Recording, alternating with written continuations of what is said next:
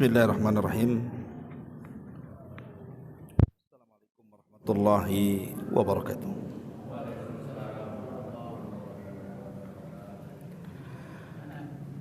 Alhamdulillah wassalatu wassalamu ala Rasulillah wa ala alihi wa sahbihi wa mawalah wa la hawla wa la quwata illa billahi wa ba'du. Alhamdulillah, di malam ini kembali kita bisa duduk untuk bertalabul ilmi di Masjid Al-Fajri, Jodoh, Batam.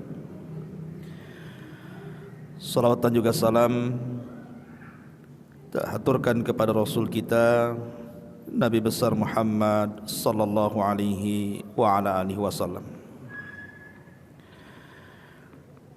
Ma'asyiral muslimin wal muslimat rahimani wa rahimakumullah. Pembahasan di malam hari ini masih seputar rumah tangga. Dan tema yang kita akan angkat di malam hari ini tentang 11 perkara yang bisa menghilangkan perasaan cinta antara suami ataupun istri. Ini penting bagi yang sudah berkeluarga. Kalau yang belum berkeluarga ya dengar sajalah. Mudah-mudahan jadi bekal. Ya. Kita tahu bahwa yang mendasari tema kita adalah firman Allah Subhanahu wa taala surah Rum ayat 21. Yang sering kita dengar, wa min ayatihi an khalaqalakum min anfusikum azwaja litaskunu ilaiha wa ja'ala bainakum mawaddatan wa rahmah inna fi dzalika la ayatin liqaumi yatafakkarun. Dan di antara tanda-tanda kuasa Allah Subhanahu wa taala adalah Allah menciptakan kalian berpasang-pasangan agar kalian merasa nyaman terhadap pasangannya. Dan Allah jadikan di antara kalian perasaan cinta dan juga rahmat, kasih sayang. Sesungguhnya yang demikian itu terdapat tanda-tanda bagi orang-orang yang mau berfikir. Lihat bahasa Quran. Allah Subhanahu wa taala bukan menyebut satu tanda dari tanda-tanda kuasa Allah dalam pernikahan itu, tetapi Allah sebutkan dengan jama', banyak tanda dari kuasa-kuasa Allah itu dalam pernikahan itu. Ma'asyiral muslimin wal muslimat rahimani wa rahimakumullah. Berarti dari ayat ini dapat kita petik pelajaran ada 3 poin yang harus ada pada rumah tangga seorang muslim itu. Pertama sakinah, yang kedua mawaddah, dan yang ketiga rahmah. Kalimat sakinah, litaskunu ilaiha. Sakinah ini bisa diambil dari 2 kata, maskan dan sakan. Maskan itu artinya tempat tinggal, dan sakan itu artinya ketenangan. Kalau berumah tangga itu hanya sekedar memerlukan maskan tempat tinggal saja, ini tidak cukup.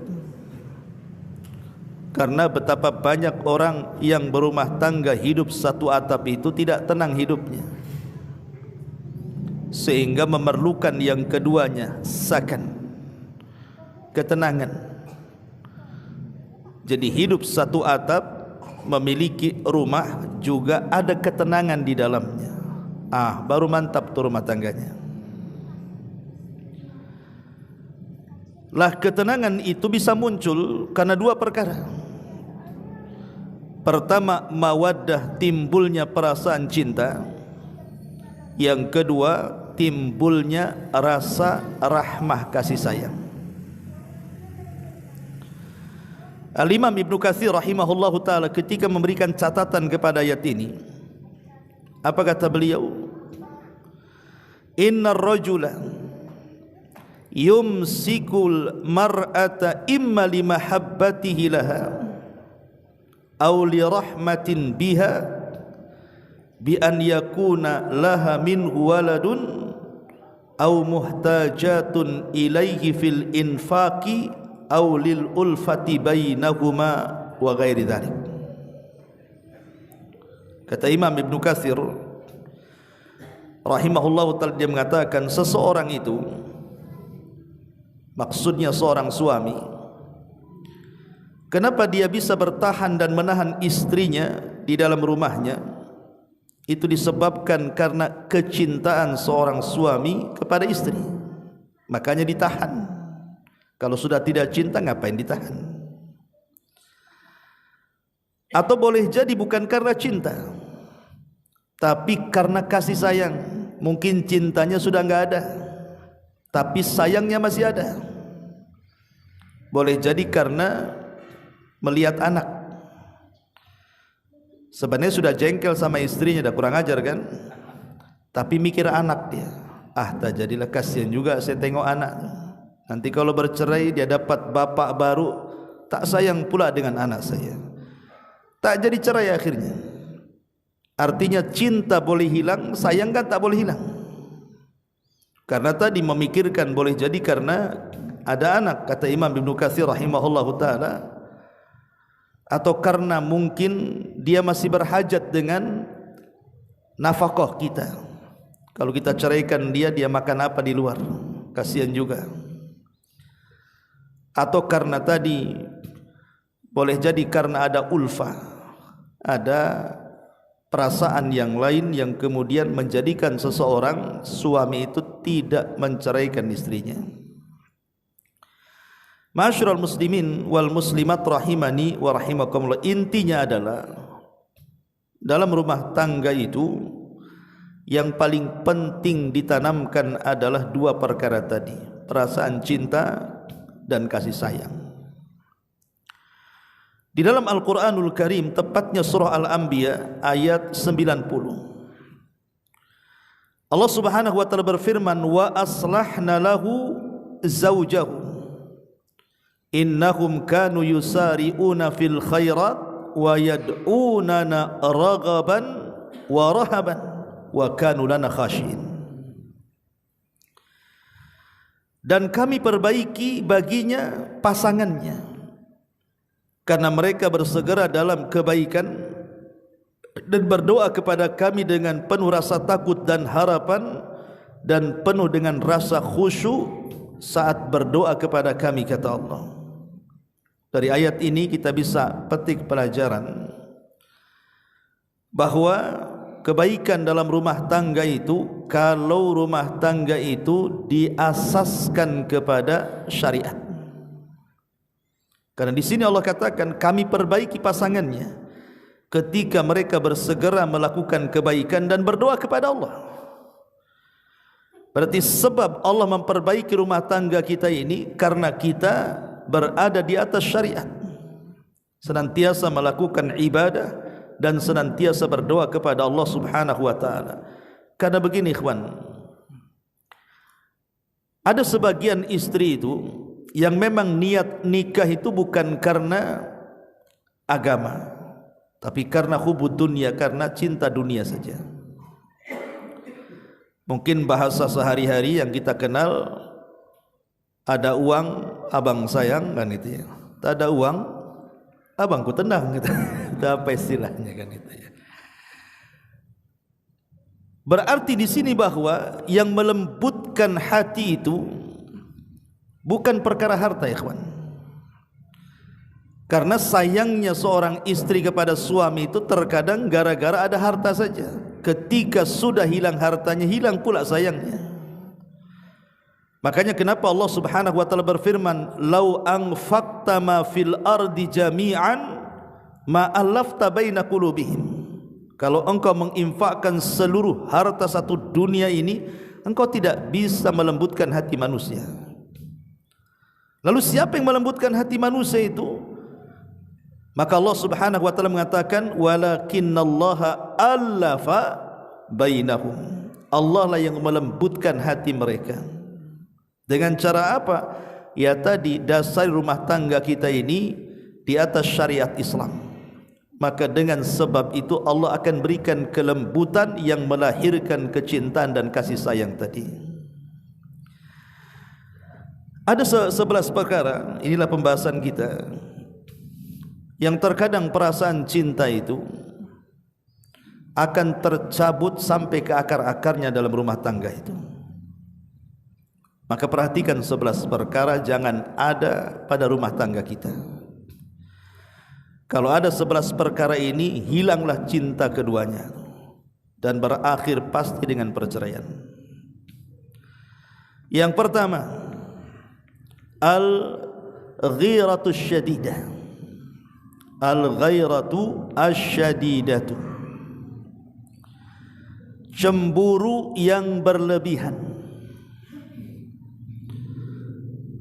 Ali radhiyallahu anhu mengatakan, la tukthiru al-ghairata ala ahlik fatarmi bis-su'i min ajlika.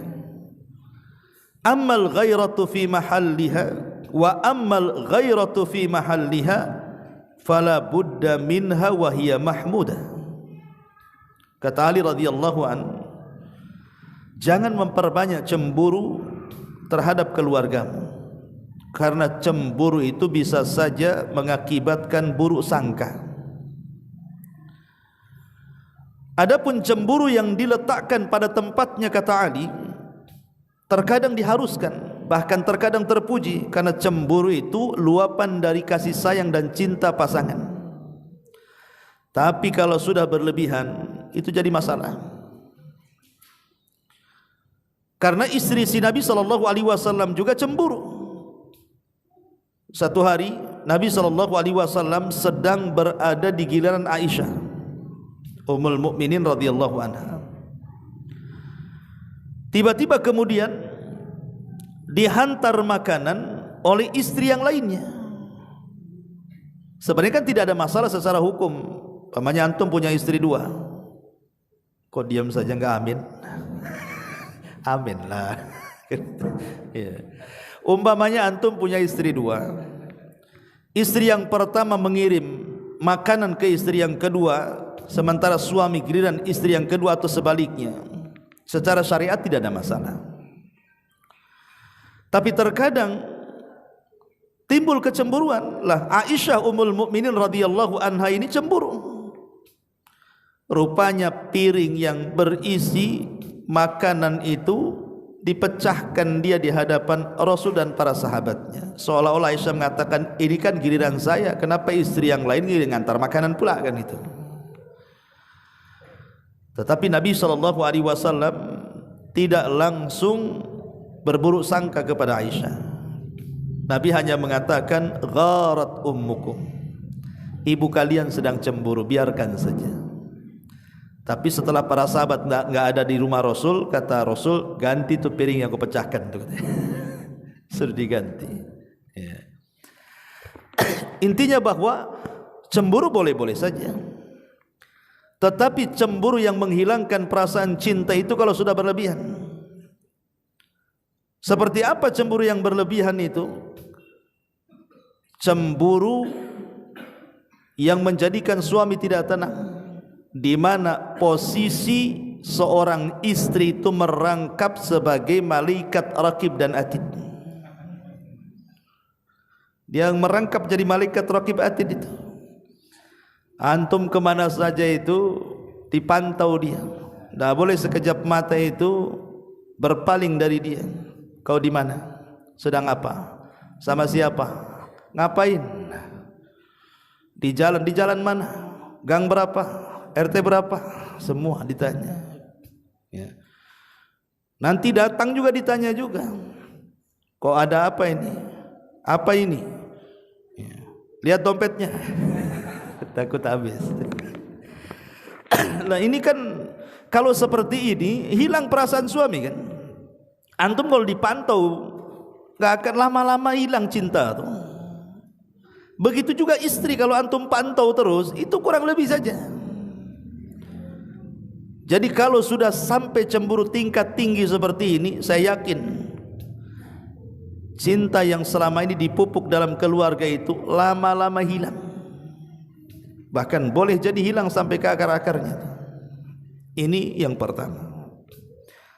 Yang kedua, kasratul ikhtilafat.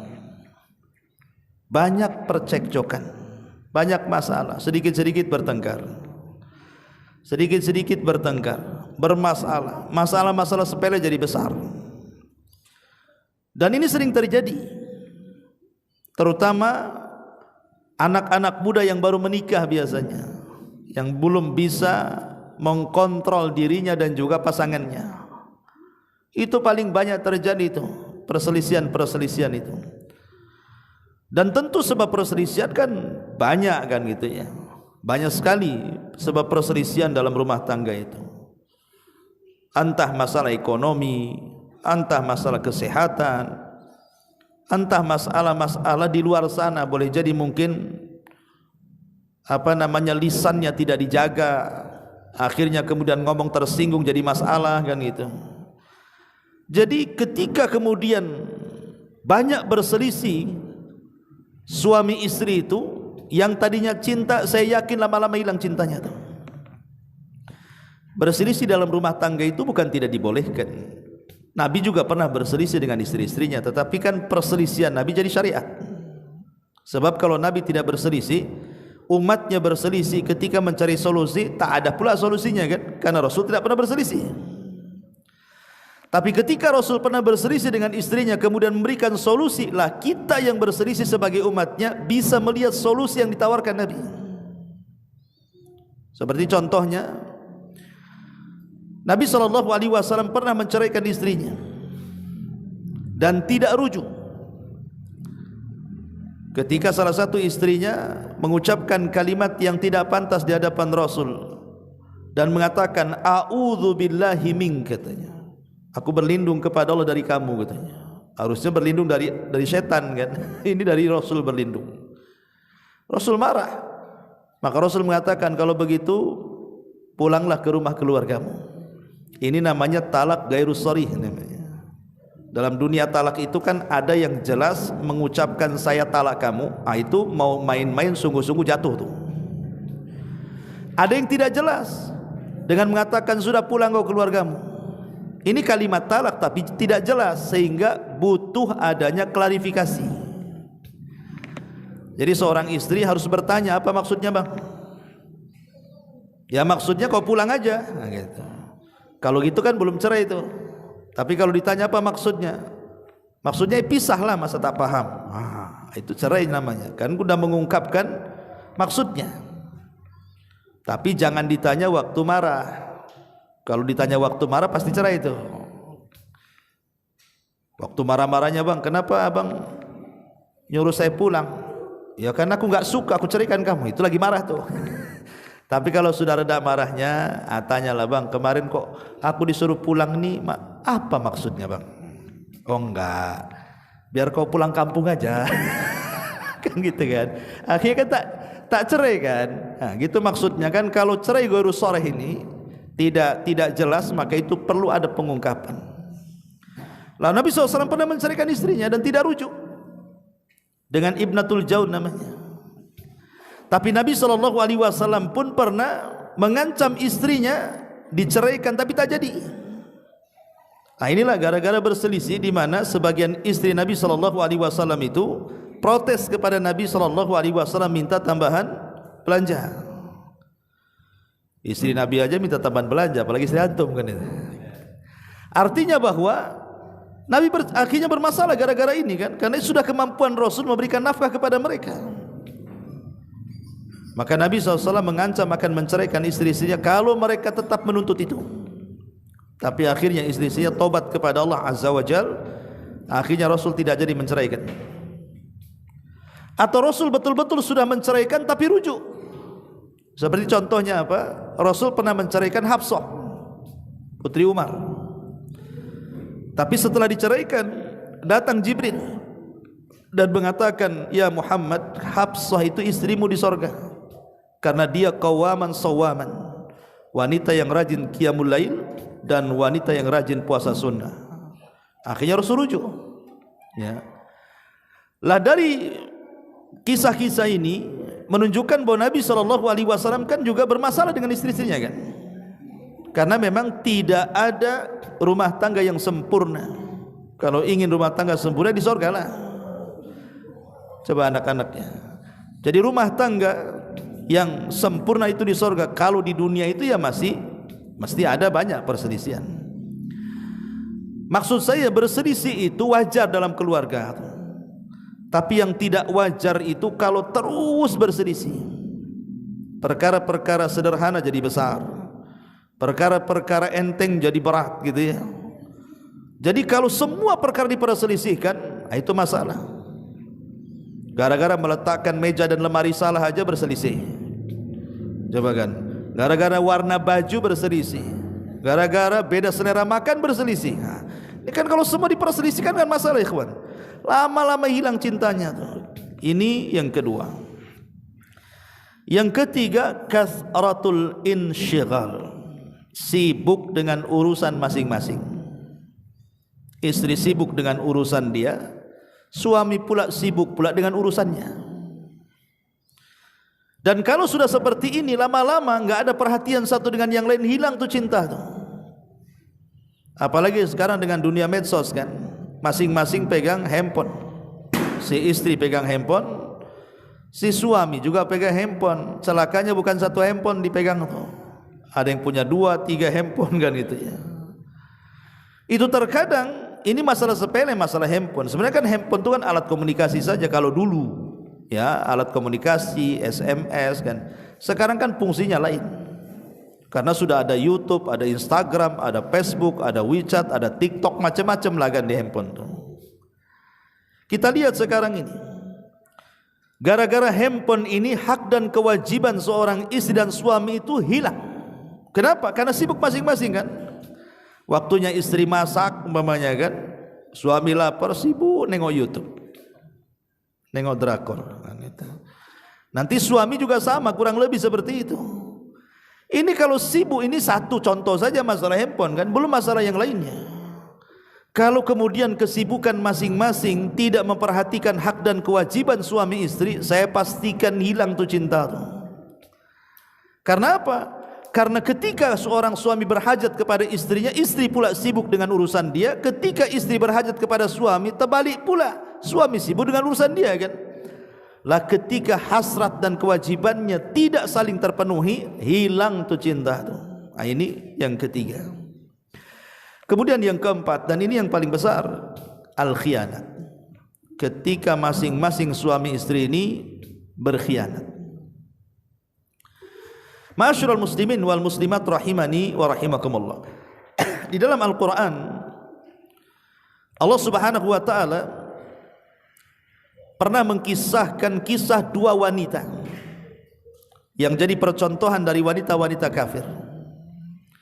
Disebutkan dalam surah At-Tahrim ayat ke-11, ayat 10 dan ke-11. Allah Subhanahu wa taala mengatakan, "Dharaballahu mathalan lilladzina kafaru imra'ata Nuhin wa imra'ata Lut kanata tahta abdaini min ibadina salihaini fakhanatahuma falam yughniya anhuma minallahi syai'a wa qila khulan nara ma'adakhilin." Dan Allah Subhanahu wa taala memberikan permisalan tentang 2 wanita. Pertama wanitanya Nuh dan yang kedua wanitanya Lut. Kenapa Allah tidak katakan istrinya Nuh, istrinya Lut? Kok bahasanya pakai wanitanya? Harusnya kan Allah membuat permisalan bagi 2 wanita, istri Nuh dan Lut.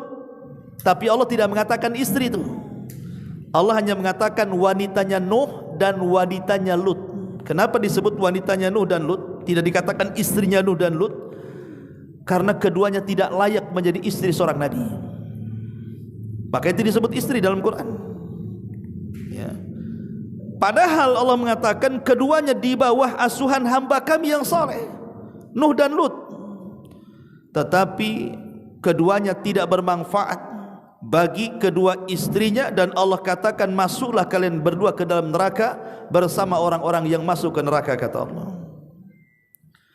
Kenapa kemudian Allah Subhanahu wa taala memasukkan dua istri Nabi ini ke dalam neraka? Coba, ini istri Nabi loh.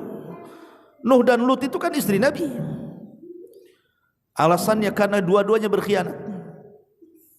Tetapi antum jangan salah paham, maksudnya khianatnya istri Nabi bukan selingkuh berzina, tidak. Bukan itu. Jadi khianatnya istri seorang Nabi tidak mungkin sampai berselingkuh atau berzina. Maksudnya kata para ulama, adapun istrinya Nuh berkhianat kepada Nuh karena dialah orang yang pertama mengingkari syariat Nuh. Jadi sebelum mengatakan umatnya gila kepada Nuh, istrinya dulu yang mengatakan gila suaminya.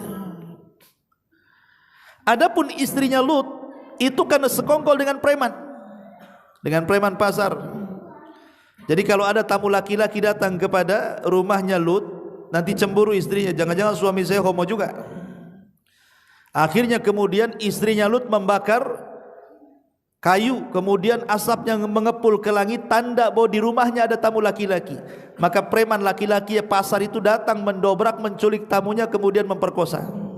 Laki-laki suka jantan, ya. Itulah berkhianat, membocorkan setiap tamu. Artinya kalau khianatnya para nabi, istri-istri para nabi yang seperti ini saja terancam dengan neraka, lihat bagaimana pengkhianatan suami istri di zaman sekarang kan.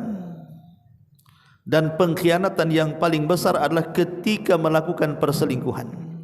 Kalau ketahuan, hilang tuh cintanya. Walaupun mungkin tidak sampai selingkuh besar, boleh jadi mungkin ketahuan WA-nya, ketahuan SMS-nya, ketahuan isinya, ketahuan transfer uangnya, dan begitu seterusnya kan itu. Dia belum ngapa-ngapain kan, baru tulisan-tulisan itu saja, itu sudah hilang tuh cinta tuh. Apalagi kalau betul-betul melakukan perselingkuhan akbar kan gitu, sampai melakukan perzinahan, dan itu ketahuan. Nah ini juga yang harus dipahami, bahwa kalau terjadi khianat dalam rumah tangga dipastikan hilang cintanya. Ini yang keempat. Kemudian yang kelima, adamul ihtimami bil madhar. Kata ulama, tidak adanya perhatian baik suami istri itu dalam penampilan yang tampak. Ikhwan, sebagaimana kita juga menuntut para istri kita ini cantik di depan kita, antum juga harus tampan di depan istri antum. Terkadang kita banyak menuntut sama istri itu, harus tampil cantik, tampil bagus, tapi kita sendiri tidak tampil seperti itu. Itu dalam bahasa hadis itu namanya waman an wahad, namanya pandai menuntut tapi tidak pandai memberi. Tidak demikian kan itu. Makanya ketika kemudian kedua belah pihak ini tidak peduli dengan penampilan, lama-lama hilang. Contoh umpamanya seorang istri yang tidak bisa menjaga badannya. Waktu gadisnya, wow, udah kayak model Korea. Nanti kalau sudah punya anak 2-3 nggak peduli itu. Ya, udah jadi model tong-tong itu. Jadi drum, jadi apa kan gitu kan. Nggak jaga badan dia. Akhirnya disangkanya kalau sudah punya anak, suami kan sudah ada centelan, ada anak, nggak mungkin macam-macam. Kata siapa? Justru ketika suami makin tua itu datang puber kedua tuh, makin lagi dia tua-tua keladi itu. Makin tua jadi dia kan gitu ya. Jadi makanya penting, apalagi mungkin suami-suami yang bekerja di luar, yang hari-hari mungkin memandang perempuan-perempuan di luar sana, kan istri harus pandai kemudian menjaga dan merawat badannya, baik pakaiannya, ya, itu harus dirawat, karena ini bagian daripada ibadah masalahnya. Lah kenapa suami saya tertarik dengan dia? Dulu suami saya tertarik dengan saya. Boleh itu introspeksi. Ya. Begitu juga seorang istri. Ada juga seorang istri itu curhat sama saya, Ustaz, dulu suami saya itu kayaknya pakaian banyak di lemari, tapi yang dipakai itu saja. Ya pakaian kerja itu, pakaian tidur itu, pakaian main itu, semua pakai itu. Kayaknya nggak mau ganti-ganti. Nggak pernah mandi, nggak pernah wangi, nggak pernah cukur, nggak pernah ini. Lama-lama muak sih sama dia. Dia sampai bilang muak sama dia gitu. Subhanallah kan. Makanya ini juga yang kelima, ya, kalau sudah tidak perhatian dengan penampilan ini bisa menghilangkan perasaan cinta dalam keluarga. Kemudian yang keenam, adamu raghabatil jimaiyati, hilang perasaan untuk melakukan hubungan suami istri. Tentu banyak faktor kan. Tetapi kalau ini terjadi, berarti hilang dia perasaan cintanya. Sebab kalau cinta seorang suami kepada istri atau sebaliknya, pasti ingin melakukan hubungan suami istri. Namanya cinta. Ya. Karena tujuan pernikahan itu yang paling besar. Apalagi coba, tujuan nikah itu supaya kita tidak berzina, supaya kita bisa menundukkan pandangan. Tetapi orang yang hilang cintanya biasanya hilang juga perasaan untuk menggauli pasangannya itu. Entah karena kesibukan dia, entah karena alasan lain gitu. Contoh umpamanya seorang suami meminta jatahlah kepada istrinya dan mengatakan, "Dek, malam Jumat." Kan itu. Malam Jumat kan, dia ngomong malam Jumat. Iya memang sunnah malam Jumat, ya. Tetapi kemudian istrinya itu dengan berbagai macam alasan seolah-olah tidak mau menerima ajakannya. Marahlah suaminya. Maka Nabi SAW mengatakan, "Idza da'a ar-rajulu imra'atahu ila firashihi fa'abat la'anathal malaikatu hatta tusbiha." Apabila seorang suami mengajak istrinya untuk melakukan hubungan, tiba-tiba ditolaknya, marah suami, maka malaikat akan melaknat sang istri sampai subuh. Dan antum sebagai laki-laki kalau selalu ditolak, pasti antum hilang harga dirinya kan. Lama-lama apa ini aku seorang suami ini. Bahkan banyak kejadian, ada seorang istri yang minta jatah, seorang suami minta jatah kepada istri, ditolaknya, dibantai istrinya. Saya lihat baru di YouTube tuh, ya, diambil pisau ditusuk istrinya. Ketika diinterogasi polisi, gara-gara apa? Ya tadi tidak dapat jatah dari istrinya. Saya bayangkan bisa saya dibunuh coba. Itu kan sudah hilang perasaan cintanya. Ya. Artinya bahwa di sini jangan sampai kemudian kalau sudah mulai hilang perasaan untuk menggauli sesama suami istri ini ada masalah dalam keluarga. Pasti ada masalah. Banyak istri-istri juga yang curhat juga. Banyak para suami itu sudah enggak peduli dengan dia. Entah ada orang ketiga, keempat, kelima di luar sana, saya tidak tahu. Tetapi yang jelas bahwa penyebab terbesar hilang perasaan cinta ini karena tidak ada hubungan lagi dalam keluarga dalam hal raghabatul jimaiyati, artinya kebutuhan seksual. Ini yang keenam. Kemudian yang ketujuh, al-kadzib, dusta. Dusta ini paling tidak disukai baik suami ataupun istri. Maksud dusta di sini maksudnya dusta yang besar. Kalau dusta-dusta kecil saja terkadang disyariatkan di dalam Islam, dalam hubungan keluarga. Sebab kalau tidak berdusta tidak asik rumah tangga. Contoh istri masak tak enak dibilang enak, kan asik tuh. Enak bang, rasa Padang katanya. Padahal rasa tidak jelas, belakang Padang. Jadi umpamanya istri berpenampilan pakai pakaian norak kan itu kan, tapi kita katakan Masya Allah, tidak ada orang paling cantik di rumah ini kecuali engkau. Iya di rumah itu aja. Maksudnya kan kita ini berdusta, tapi kan dustanya kan dibolehkan di situ. Boleh berdusta dalam keluarga itu, kalau itu untuk menjalin hubungan erat rumah tangga ya. Tapi yang dimaksud dusta yang menghilangkan cinta ini adalah dusta besar. Terkadang seorang istri berdusta menjadikan suaminya bertengkar dengan orang atau bertengkar dengan keluarganya atau sebaliknya. Bang, itu suami sebelah itu suaminya si Ano tuh. Kenapa? Kalau saya pulang dari pasar itu matanya jelalatan nengok aku aja katanya. Ya pertama, ya makanya jangan lewat situ, kita katakan gitu kan. Besok ngomong gitu lagi, marahlah kita. Bisa saja kita labrak orang itu. Kau apakan istri saya kan begitu. Padahal sebenarnya istri ini berdusta. Akhirnya kan bercekcok dengan tetangga kan. Atau mungkin membicarakan keluarganya. Akhirnya kemudian suaminya tersulut emosi, marah sama keluarganya. Gara-gara dustanya istri kan. Atau mungkin sebaliknya. Maka kalau dusta terus dikembangkan dalam rumah tangga itu, lama-lama hilang tuh cinta. Karena dusta sendiri dalam hadis adalah yahdi ilal fujur, bisa mengantarkan kepada keburukan. Fujur, kefajiran, kejahatan. Dan fujur itu bisa mengantarkan ke neraka. Ini yang ketujuh. Yang kedelapan, kathratul intiqadi wasyaqwa, banyak kritikan dan banyak keluhan. Nih, kalau dalam rumah tangga ini sudah banyak mengkritik antara suami istri, banyak mengeluh antara suami istri, hilang tuh cintanya tuh. Kan banyak tuh istri-istri itu yang dikit-dikit mengeluh ekonomi. Bang, tolonglah bang katanya, masa tetangga itu sudah beli mobil kita aja ke sana kemari, motor ngeredit lagi katanya. Usahalah bang. Kadang-kadang mengeluh, tidak qanaah kan. Ataupun masalah-masalah yang lain, memaksa suaminya untuk mencari nafkah lebih pada itulah kemampuannya di situ. Itu tidak ridho dan qanaah. Akhirnya banyak keluhan-keluhan. Lah dalam rumah tangga itu kalau sudah banyak mengeluh, hilang tuh cintanya lama-lama.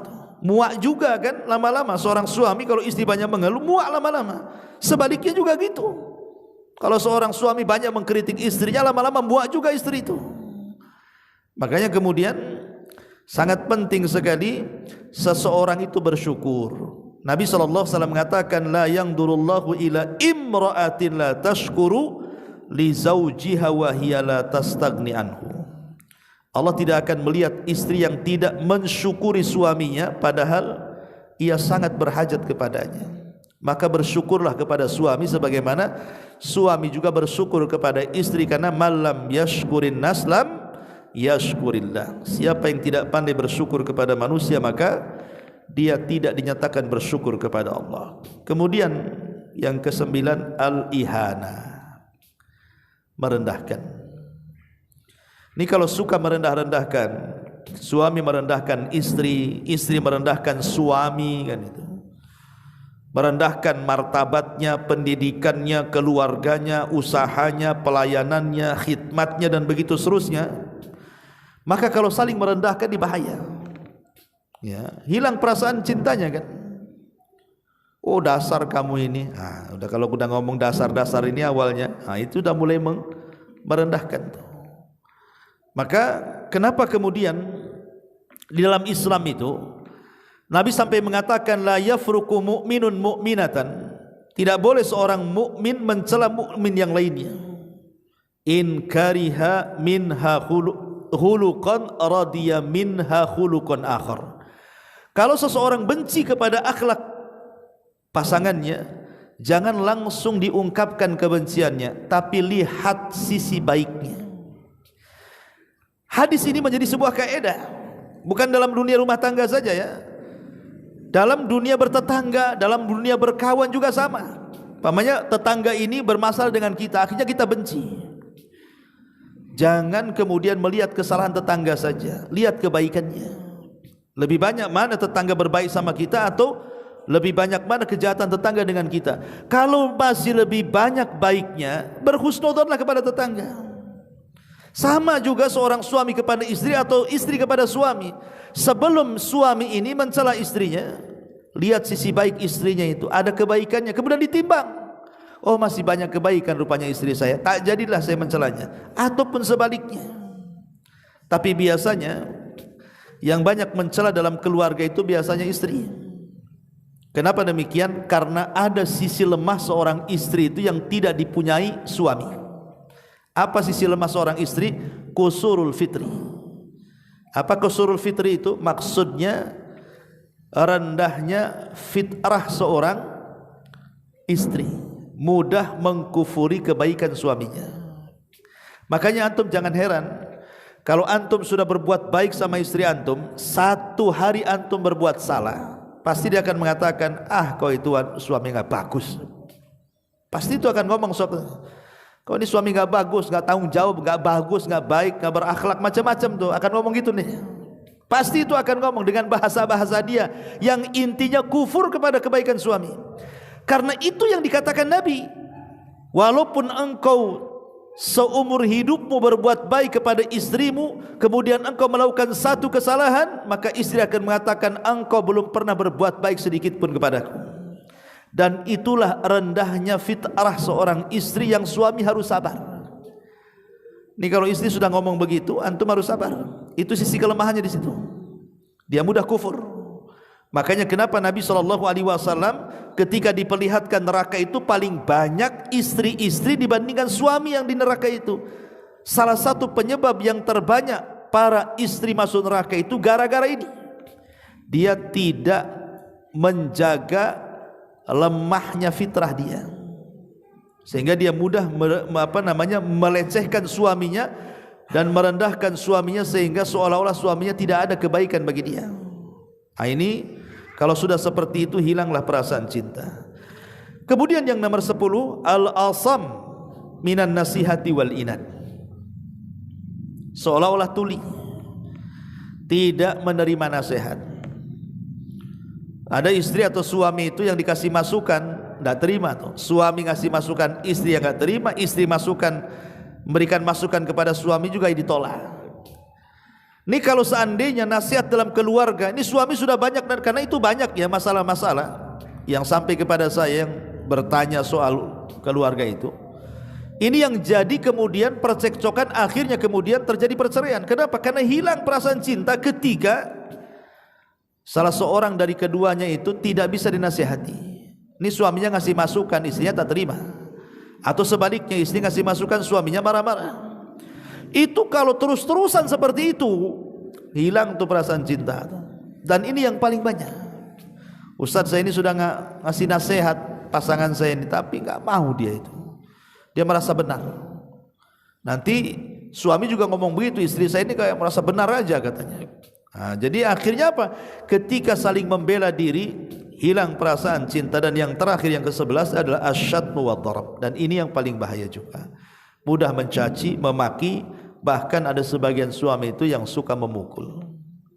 Ini kalau sudah yang keluar cacian, makian, pukulan, antum sedang berada di ring tinju atau berada di rumah tangga kan gitu.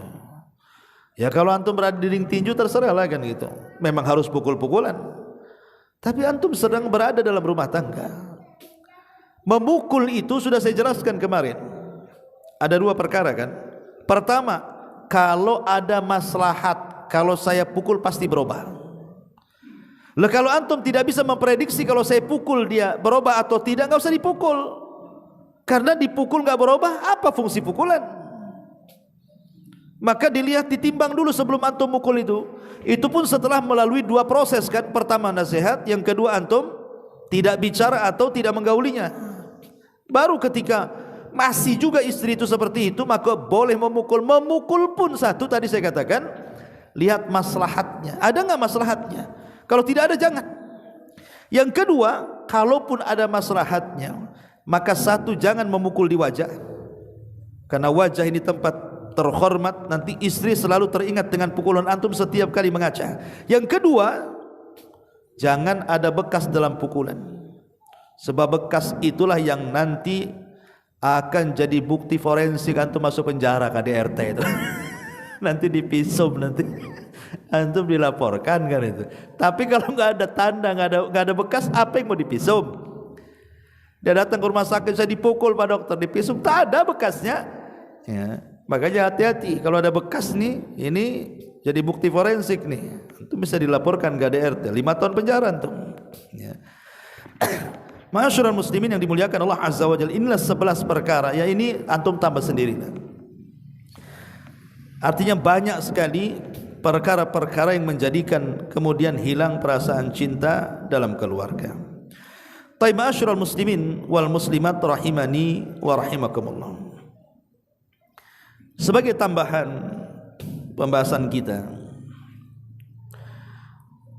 yang saya ingin tekankan adalah masalah banyaknya perselisihan dalam keluarga. Dan hari ini Masya Allah ya kan, bukti banyaknya perselisihan itu dengan banyaknya orang yang berjubel di pengadilan agama. Coba makin hari tingkat perceraian itu kan makin meningkat. Di kota Batam ini terutama paling banyak ya, tingkat perceraian yang luar biasa itu meningkat di Kepri, khususnya di kota Batam ini. Kenapa coba? Ya karena banyaknya perselisihan tadi dalam keluarga. Ya persoalannya masing-masing tentunya kan. Tetapi saya ingin mengulas kembali apa yang sudah saya jelaskan dulu, bahwa seseorang ketika berumah tangga itu saya yakin tidak mungkin, tidak pasti terjerumus kepada perselisihan. Tidak mungkin. Makanya sering saya istilahkan, rumah tangga yang tidak ada perselisihan itu hanya ada di sinetron Korea atau di sorga. Kalau bukan sinetron pasti ada berselisih. Kalau settingan dialah buat sinetron, tidak ada perselisihan dari awal main film sampai terakhir. Nah, itu ada di sinetron saja ya, ada di film saja kan. Tapi dalam dunia nyata tidak mungkin, pasti ada berselisih. Tetapi bagaimanapun setiap perselisihan itu pasti ada solusi kan. Lah inilah solusi yang kita akan tawarkan. Macam mana caranya ketika seseorang itu melakukan atau terjerumus kepada perselisihan suami istri, jangan sampai kemudian perselisihan ini mengakibatkan retaknya rumah tangga. Pertama, hindarkan fikratut talak. Jangan sampai di benak antum ketika ada masalah dengan pasangan antum itu terbentik dalam pikiran antum menceraikan pasangan antum. Ataupun sebaliknya, istri terbentik dalam otaknya ingin khulu, menggugat cerai. Sebab kalau itu yang tergambar dalam otak kita, berarti kita tidak menghendaki islah kebaikan. Kalau sudah ada pikiran ingin menceraikan, baik dari pihak suami atau istri, berarti kan tidak ada keinginan untuk bersama, maunya berpisah, ya kan? Ini kalau sudah ada pemikiran seperti ini, bahaya. Ini mukadimahnya di sini masalahnya. Yang kedua, ya, jangan sampai kemudian seseorang itu kalau sedang berselisih, ya tadi saya contohkan tadi, kepikiran untuk zalim, fikratul zulmi. Jangan ada kepikiran menzalimi pasangan, entah dengan cara memukul, entah cara mencaci, memaki, melaknatkan itu. Begitu juga istri. Sebab kalau sudah bermasalah dengan suami itu kadang-kadang istri lebih kejam loh ucapannya daripada suami. Lebih kejam istri itu kalau udah ngomong, jangan salah. Dia lebih tajam daripada silet cutter, ikhwan. Kalau udah ngomong pok itu, ya. Binatang di Batam saja terbatas. Binatang yang keluar dari mulut istri tidak terbatas. Semua keluar kan. Itu mulai dari alam nyata sampai alam gaib itu keluar. Nah, ini kan masalah tuh. Kalau sudah ada kepikiran zalim, lagi bertengkar ini nggak akan menyelesaikan masalah. Ya, baik zalim dengan ucapan, dengan cacian, makian, laknatan, atau zalim dengan cara fisik, pukulan, tendangan dan yang semacamnya, atau mengancam tidak akan ngasih nafkah lagi dan begitu seterusnya. Nah, ini kalau sudah ada pikiran seperti itu, nggak akan selesai urusan itu. Saya yakin nggak mungkin selesai itu masalahnya kalau sudah ada kepikiran zalim itu. Ini yang kedua. Yang ketiga, jangan suka membawa-bawa lembaran lama. Ini terkadang kalau suami istri bertengkar ini, terutama istri, terkadang memorinya lebih kuat kan dibandingkan antum laki-laki kan. Terkadang lembaran-lembaran yang 10 tahun mulai antum akan nikah sampai terakhir antum bermasalah, bisa ingat dia tanggal, waktu, jamnya, tempatnya, lahirnya di mana, tahu dia. Dia bisa tuh. Ini kayak risit di toko itu, kalau antum beli itu keluar semua risit. Bisa loh dia sebutkan, rupanya dia catat di memori dia. Ada memorinya, buku catatannya. Jadi jangan pernah karena membuka lembaran baru itu menyakitkan. Baik menyakitkan kepada yang membuka lembarannya atau kepada yang mendengarnya. Kalau kita bermasalah satu masalah, udah itu aja, selesaikan masalah yang sedang berlaku itu. Tidak perlu masalah yang lalu-lalu itu dikemukakan lagi. Ya. Karena kalau seandainya dibongkar lagi lembaran lama itu sangat menyakitkan, baik yang membongkarnya atau yang mendengarkannya. Maka itu pentingnya, sebab sudahlah dosa-dosa yang lalu itu dikubur. Bukankah Rasul yang mengatakan, kullu ummatin mu'afan illal mujahir. Setiap umatku dimaafkan dosanya kecuali yang mujahir. Ketika ditanya siapa mujahirin itu ya Rasulullah, mujahirin itu orang yang aibnya sudah ditutup oleh Allah, dia bongkar lagi. Jadi membongkar aib itu tidak boleh, membongkar dosa-dosa yang silam itu tidak boleh. Yang sekarang aja lah kita hadapi kan itu. Maka ini juga yang ketiga, jangan suka membawa-bawa lembaran baru. Kemudian yang keempat, janganlah perselisihan itu dibawa keluar rumah. Cukuplah dalam rumah saja, jangan dibawa keluar rumah. Karena ada kemudian suami istri kalau berselisih dia bawa-bawa keluar tuh. Yang istri ngadu pada keluarganya, yang suami ngadu pada keluarganya. Peranglah Israel Palestina tuh ya. Akhirnya kan perang dua keluarga jadinya kan. Karena saya yakin masing-masing keluarga tidak semua berakal, ada juga yang tidak berakal. Akhirnya apa? Membela pihak masing-masing. Kalau sudah membela pihak masing-masing, bukan cari solusi, itu namanya cari perang. Makanya jangan terbentik kalau ada masalah, selesaikan berdua dulu. Cari benang kusutnya di mana kan itu. Udah ada kusut kali Ustaz, tak bisa juga diambil tuh yang kusut-kusut. Udah kusut kali umpamanya kan. Ya kalau memang tidak bisa lagi, baru cari orang ketiga. Dari keluarganya siapa yang amanah. Tidak semua keluarga dilibatkan dan diceritain, enggak. Oh mamanya dalam keluarga saya itu yang paling amanah paman saya. Ini kalau bapak saya tidak bisa nih. Ataupun nanti yang suaminya, ya ini paling amanah di keluarga saya ini kayaknya saudara saya karena dia tahu agama. Kalau orang tua saya tidak bisa ini. Cari yang amanah, ketemukan kan itu. Makanya Allah mengatakan fab'atsu hakaman min ahlihi wa hakaman min ahliya, utus dari dua belah pihak supaya damai. Tapi kalau kemudian dibawa keluar, bahkan diceritakan ke kawan kantornya, ke kawan kerjanya, ke kawan mainnya, itu tidak mencari solusi, tetap akan terjadi perselisihan. Maka jangan mengeluarkan perselisihan rumah tangga keluar rumah. Atau yang kelima, jangan suka mendoakan yang buruk saat berselisih. Mati aja kau bang katanya. Wow, langsung main mati ya. Nanti istrinya juga ngutuk istrinya. Mudah-mudahan habis ku cerai, gak laku kau nanti. Jadi masing-masing melaknat, masing-masing mendoakan buruk. Itu tidak boleh. Ya, bagaimanapun Nabi yang mengatakan la tad'u ala anfusikum wa la tad'u ala auladikum wa la tad'u ala amwalikum la tuwafiqu minallahi sa'atan yus'alu fiha ata'an fayastajibu lakum. Rasul mengatakan jangan kalian berdoa buruk atas diri kalian, jangan berdoa buruk atas anak-anak kalian, atas pasangan-pasangan kalian, atas harta benda kalian. Karena boleh jadi ketika berdoa kok mencocoki waktu ijabahnya doa, akhirnya dikabulkan. Maka jangan suka seperti itu. Kemudian yang keenam, kalaupun harus berselisih jangan di depan anak-anak. Bagi yang sudah punya anak, karena itu akan mempengaruhi psikologi masalahnya kan. Itu akan ditiru sama anak-anaknya. Bahkan boleh jadi mungkin anak pun akan terlibat dalam pertengkaran orang tua tuh.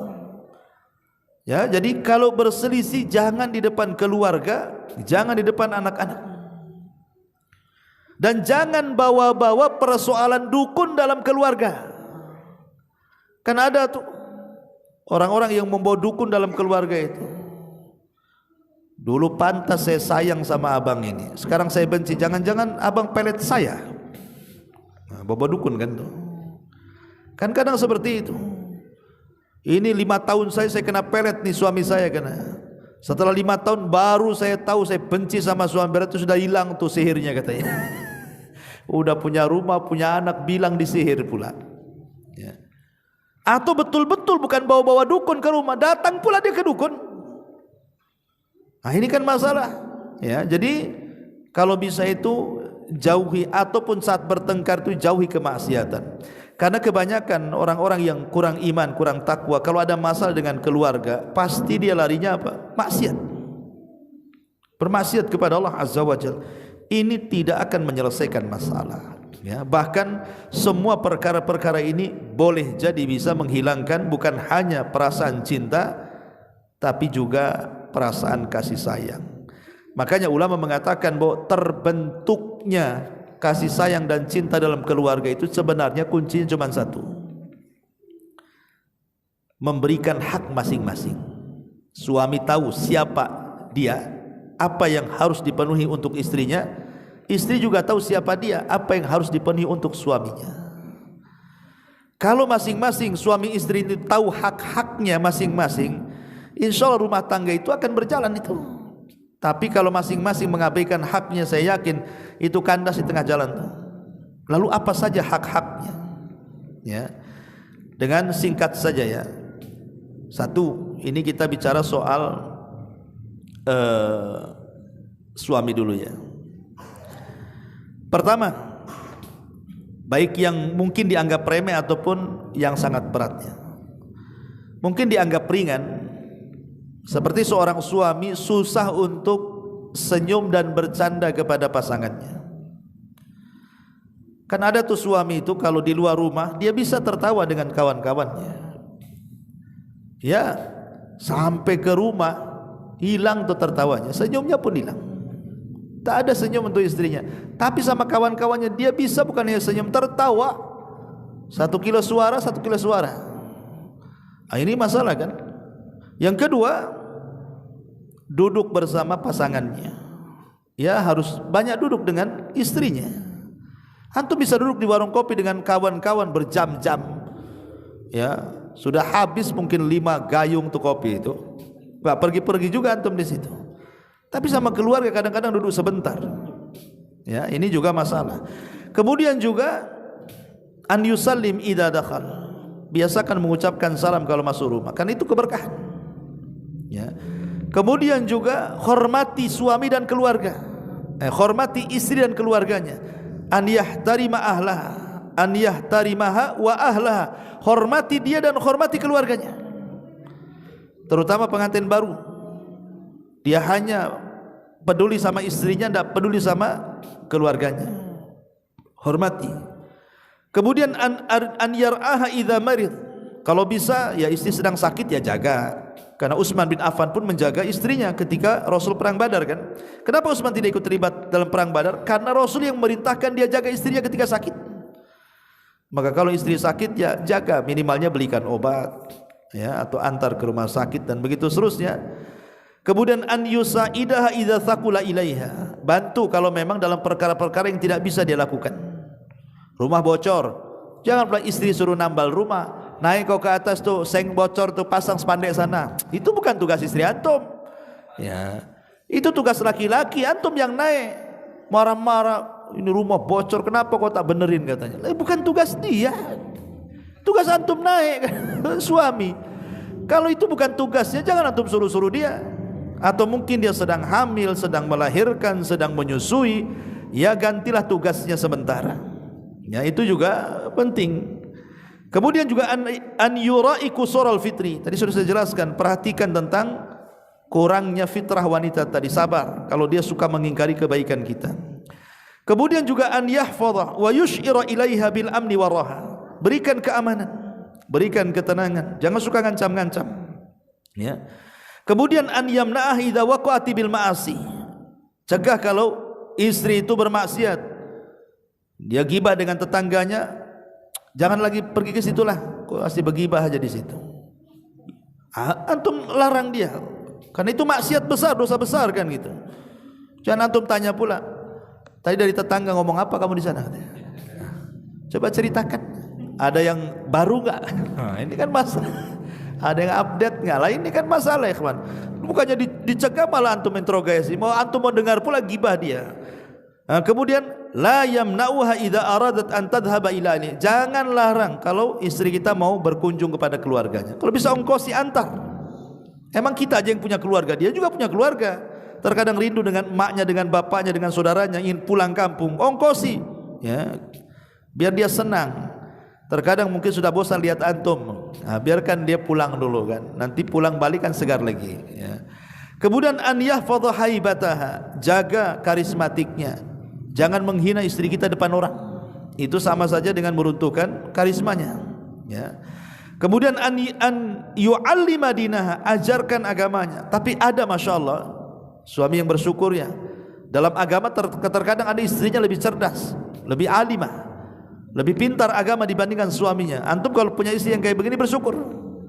Tapi kalau antum lebih pandai, ajarkan istri antum agama yang benar.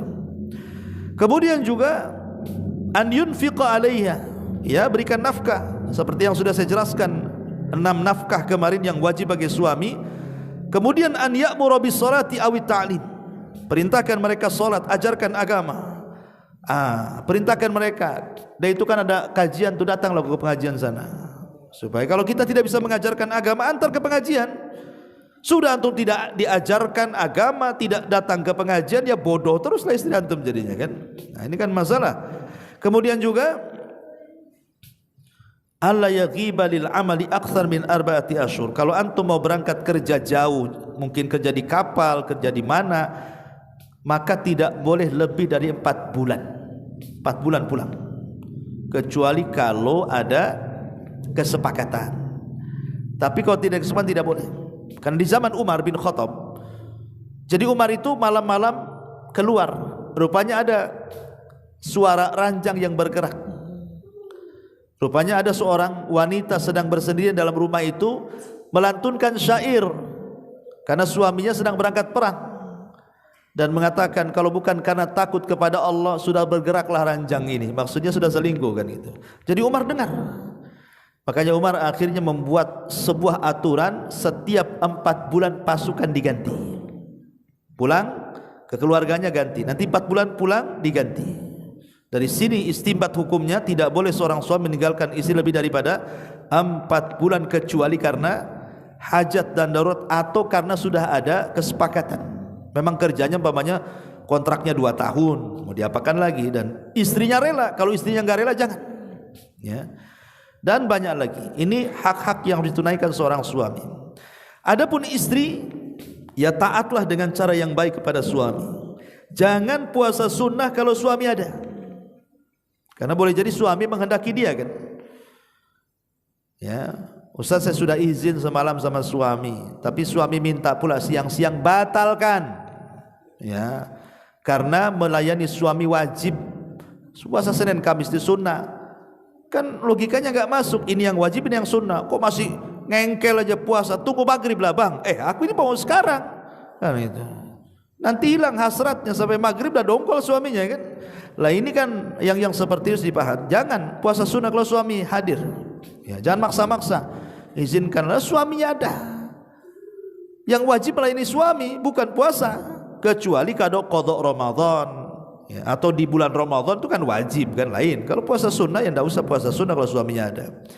Dan tidak boleh keluar kecuali dengan izinnya. Suami datang, mana istri saya, rupanya tak ada, bisa marah tuh ya. Dan jangan memasukkan orang yang suami tidak suka, entah keluarganya entah kawannya. Kalau suami enggak suka jangan masukkan orang, baik laki-laki atau perempuan. Kemudian juga jangan membazirkan harta yang diberikan kepada suami. Jangan, karena ada seorang istri itu kan di zaman sekarang itu asal COD aja. COD, suami stres. Lah kemarin uang kemana? Itu bang tuh tengok tuh kotak-kotak tuh. Stres, jangan tabdzir. Tabdzir itu dalam bahasa harta itu ada 2, ada namanya israf, ada namanya tabdzir. Kalau israf itu membelanjakan harta berlebihan dari kebutuhannya. Kalau tabdzir membelanjakan harta kepada kemaksiatan kepada Allah. Itu bedanya di situ, israf dengan tabdzir. Dan dua-duanya tidak boleh. Ya kan? Pamannya istri masak banyak-banyak. Orang hidup berdua, bertiga dengan anaknya, sekali masak untuk satu kampung, siapa yang makan? Akhirnya dilempar ke tong sampah. Itu namanya apa? Israf. Ya, bukan tabdzir, israf namanya. Karena halal kan dia, memasakkan halal, tetapi berlebihan akhirnya dibuang, itu israf. Kalau tabdzir, ya tadi Umpamanya seseorang ini berjudi dengan hartanya, membeli khamar dengan hartanya, membeli narkoba dengan hartanya, itu namanya tabdzir. Karena sarful mal, menghamburkan harta ila ghairi ma yambagi, bukan yang sepatutnya dikeluarkan untuk itu, ya. Kemudian juga di antara kewajiban istri kepada suami, ya hormati suami, hormati juga keluarganya. Jangan menolak kalau suami ngajak berhubungan. Kemudian baik-baiklah apabila suami itu datang, entah dari pekerjaan, entah dari mana.